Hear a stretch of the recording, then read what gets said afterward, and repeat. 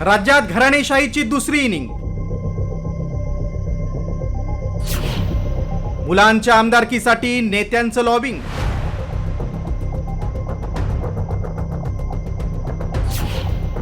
नेत्यांच्या मुलांसाठी निष्ठावंतांना डावलणार.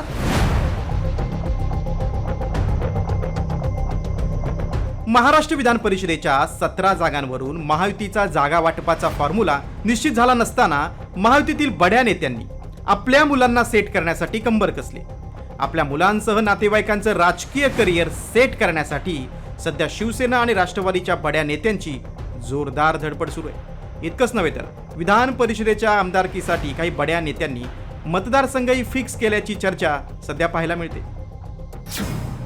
रायगडमधून शिंदेसेनेचे मंत्री भरत गोगावले मुलगा विकास गोगावलेला उमेदवारी मिळावी यासाठी आग्रही आहेत. तर राष्ट्रवादीकडून सुनील तटकरे हे अनिकेत तटकरेंसाठी लॉबिंग करत असल्याची चर्चा आहे. तर जळगावमधून शिंदेसेनेचे गुलाबराव पाटील मुलगा प्रताप पाटलांसाठी, तर किशोर पाटील मुलगा सुमित पाटीलसाठी विधान परिषदेसाठी इच्छुक आहेत.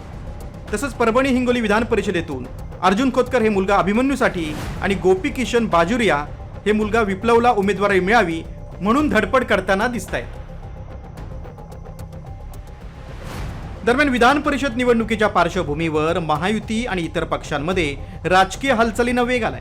नेत्यांची आपापल्या मुलांसाठीची ही धडपड पक्षातील निष्ठावान कार्यकर्त्यांसाठी मात्र चिंतेची बाब ठरताना दिसते.